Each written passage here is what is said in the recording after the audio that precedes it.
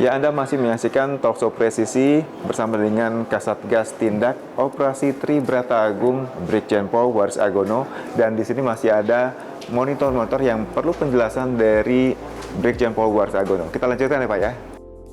Kalau untuk personil Brimob sendiri yang ikut terlibat dalam pengamanan KTT-nya ada berapa tadi Pak? Ada 842. Ya, itu sebarannya seperti apa Ya, Pak? sebarannya kita bagi menjadi 5 klaster. Jadi ada klaster Sanur 54 personil, ada klaster Kuta 134 personil, ada klaster Nusa Dua Utara 283 personil, klaster Jimbaran 40 personil, dan klaster Nusa Dua Selatan 157 personil. Kemudian masing-masing klaster itu dibagi lagi kepada titik-titik di mana itu ada titik-titik yang di kantor DPRD Provinsi Bali itu ada 10 personil dengan kemampuan RASI. RASI itu adalah respon terhadap aktif shooter, penembak gelap. Terus kemudian ada juga kita tempatkan patroli reaksi cepat. Terus kemudian itu untuk mengurai massa, untuk menindak massa yang melakukan blokir jalan dan sebagainya. Demikian juga ada kesehatan lapangan untuk membackup manakala ada petugas maupun masyarakat maupun delegasi yang rombongan delegasi yang tercecer itu ya bisa kita tangani kalau mengalami gangguan kesehatan. Demikian juga ada PHH yang kita siapkan baik yang dari Brimob Bali maupun dari Kelapa II atau Makobrimob. Untuk personel yang di lapangan Pak, itu mereka disiapkan atau dilengkapi dengan perlengkapan ya, peralatan. Ya. Peralatan-peralatan yang muncul atau yang kita siapkan peralatannya. Nah, ini ada tiap objek itu sudah ada peralatannya ya.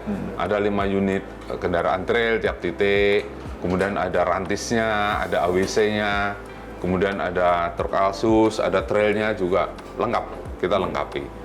Bahkan kita buatkan tabel bagaimana pedoman cara bertindak mereka, gitu, sehingga begitu ada kejadian mereka tinggal buka cara bertindak yang sudah ditetapkan, mereka udah ngerti. Artinya tuh seluruh pergerakan terpantau. Dan kalau untuk pergantian shift kerja Pak, seperti apa tuh Pak? Ya, pas 24-nya kita harus cover terus ya? Betul, shift kerja itu kita lakukan memang tiap jam 8 pagi sampai jam 8 malam. Tetapi ini juga bukan jam bukan harga mati ya. Kalau ternyata di jam 8 itu masih ada kegiatan, maka shiftnya aplusannya itu kita tunda sampai dengan kegiatan selesai, baru nanti kita lakukan aplusan gitu, pergantian shift supaya tidak mengganggu proses kegiatan yang lain gitu. Untuk anggota yang ingin menginformasikan kejadian ataupun mungkin memberitahukan potensi-potensi yang mungkin membutuhkan bantuan dari posko, seperti apa mereka berkomunikasi? Anggota ada yang dilengkapi dengan HT, kemudian ada mereka punya handphone, kemudian ada aplikasi namanya EWS dan SOT. Dengan aplikasi itu mereka bisa melaporkan posisinya mereka, kemudian difoto situasinya situ, terus kemudian melaporkan. Ada 3 klasifikasi situasi, hijau, kuning, dan merah. Manakala ada situasi yang butuh bantuan, dia tinggal menggunakan aplikasi itu, bisa melakukan video call kepada posko. Nanti posko yang akan melakukan backup satuan-satuan mana, titik-titik mana yang terdekat, itu kita akan gerakkan untuk membantu Apakah mereka. ada kayak alarm sistem Pak yang terpantau juga nanti dari ada ya, mereka ada buttonnya. Jadi begitu situasinya merah, di sini terpantau, mesti kita langsung bisa kasih tahu. Ya. Kalau yang ini apa nih Pak?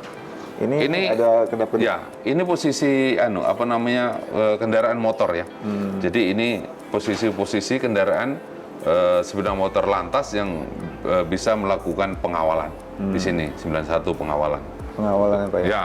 Ini sama ya Pak ya? Ini di situasi di bandara ya? Ini Pak? situasi di bandara. Jadi di Kalau bandara, untuk di dalam, di luarnya. Akses lain selain di pelabuhan udara, misalnya kayak pelabuhan laut misalnya Pak? Ya, pelabuhan laut juga kita ada 2 ya. Yang penyeberangan yang ke Pulau Lombok itu, sama yang di Gilimanuk yang penyeberangan ke Ketapang, Banyuwangi. Itu juga kita lakukan antisipasi di sana.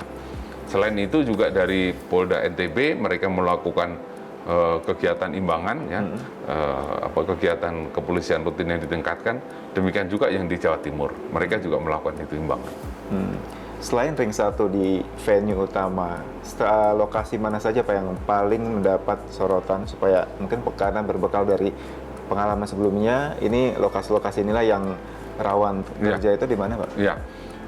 Lokasi yang rawan itu adalah di bandara kedatangan, terus kemudian di jalur mereka dari bandara menuju ke akomodasi hotel-hotel maupun dari hotel menuju ke venue di BNDCC yang tempat konferensi akan berlangsung. Juga demikian nanti tempat akan diselenggarakan gala dinner. Selain itu juga tempat-tempat wisata. Manakala nanti di antara delegasi itu ada waktu jeda, mereka melakukan kunjungan ke daerah-daerah wisata atau tempat-tempat belanja, itu langsung kita lakukan sterilisasi dan pengamanan. Oke, saat ini Kak, kita di 911 Command Center mungkin bisa ditunjukkan Pak, kita berada di monitor yang mana, apakah di sini ada, posisi kita ada di sebelah mana Pak? Posisi kita di mana ya? ITDC Nusa Dua. ITDC Nusa Dua. Ini semua kamera yang ada di ini Mas, di luar. Oh, di luar. Gitu ya. Semua kamera yang di luar. Oh, oke. Kamera yang ke arah ITDC kayaknya nggak ada ya. Kalau ini yang semua yang keluar, yang kita monitor yang monitor di luar. Oke. Kalau untuk setiap hari nih Pak, apa mungkin pastinya kan ada apel, motivasi seperti apa yang diberikan oleh Pak Brigjen kepada personil supaya tetap terjaga semangatnya dalam upaya mengamankan event internasional ini. Pagi itu kita beri APP, lalu kita beri yel-yel biar semangat, kita ajak berdoa juga, lalu kita ingatkan tentang tugas mereka terhadap pengamanan di KTT AIS ini.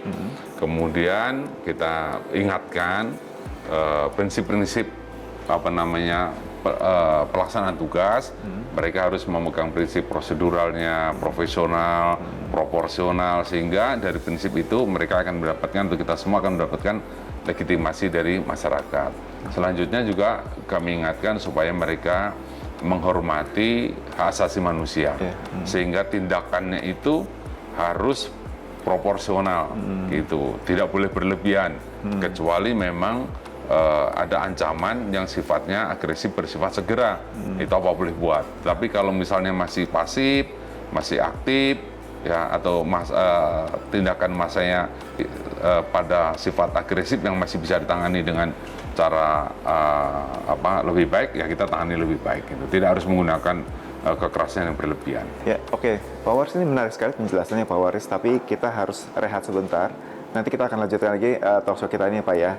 Dan pemirsa, kita masih akan kembali berbincang dengan Brigjen Paul Waris Agono, tetaplah bersama Polri TV.